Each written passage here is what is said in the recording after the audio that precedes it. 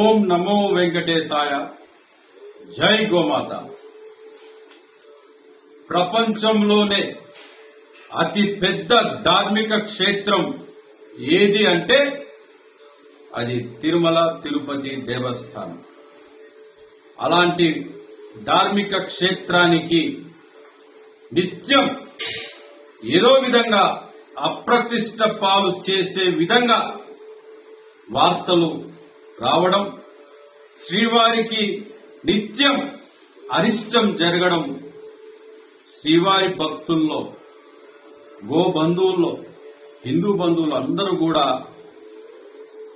చాలా బాధపడుతున్నారన్నటువంటి విషయాన్ని మరొకసారి తెలియజేస్తున్నారు. ప్రపంచంలో శ్రీవారి భక్తులు అందరూ కూడా చిన్న వార్త టీటీడీలో ఏమైనా జరిగితే సెకండ్స్ లో ప్రపంచవ్యాప్తంగా తెలిసిపోతున్నటువంటి ఇప్పుడున్నటువంటి సోషల్ మీడియా మాధ్యమం ద్వారా ఈరోజు తిరుమల తిరుపతి దేవస్థానం స్వామివారి పాదాల చెంత టీటీడీ ఆధ్వర్యంలో నడుస్తున్నటువంటి ఎస్వి గో సంరక్షణశాలలో గోవులు మరణిస్తున్నాయి అని పదే పదే చెప్తున్నప్పటికీ కూడా ఈ సమస్యకి పరిష్కరించాల్సినటువంటి పాలక మండలి సభ్యులు, పాలకులు ఆ దిశగా ఆ సమస్యని పరిష్కరించకుండా పైకి అబద్దాలు మాట్లాడుతూ నెలకి 15 గోవులు ఖచ్చితంగా చనిపోతాయని డిక్లేర్ చేసేస్తున్నారు. శ్రీవారికి ఇష్టమైనటువంటి గోమాతలని రక్షించాల్సినటువంటి బాధ్యతలో మీరు ఉండి గోవుల్ని రక్షించకుండా గోవిందుని సన్నిధిలో జరుగుతున్నటువంటి గోవుల మరణాల పట్ల శ్రీవారి భక్తుల తరఫున, మా గోబంధువుల తరఫున తిరుమలకి నిత్యం వస్తున్నటువంటి న్యాయమూర్తులు ఈ సబ్జెక్ట్ ని సుమోటగా తీసుకొని న్యాయ విచారణ జరిపించి ఇన్ని గోవులు ఎందుకు చనిపోతున్నాయి, చిన్న చిన్న లేగదూడలు ఎందుకు చనిపోతున్నాయి, దీనికి గల కారణాలు కూడా తెలియాల్సిన అవసరం ఉన్నాయి. ఏదైనా అడిగితే ముసలి ఆవులని చెప్తున్నారు.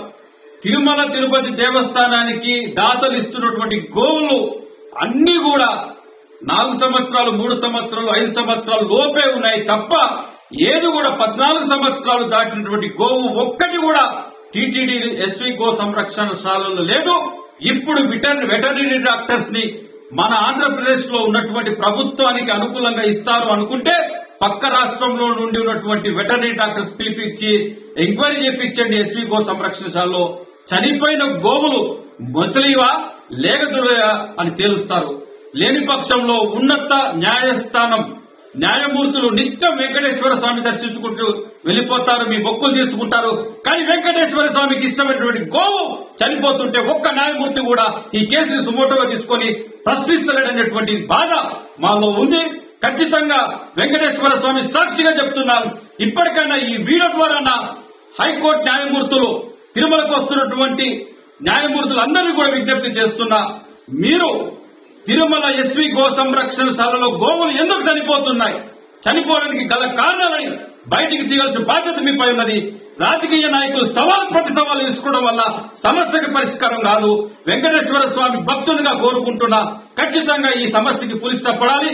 చేత కాకపోతే మాలాంటి గోరక్షకులకి, గోబంధులకి తిరుమల తిరుపతి దేవస్థానం ఎస్వి గో సంరక్షణశాలను మాకు అప్పచెప్పండి. ఒక్క గోవులు కూడా చనిపోకుండా మా కంటికి రెప్పలా కాపాడుకుంటాం అని ఈ సందర్భంగా నేను తెలియజేస్తున్నా. జై గోమాత.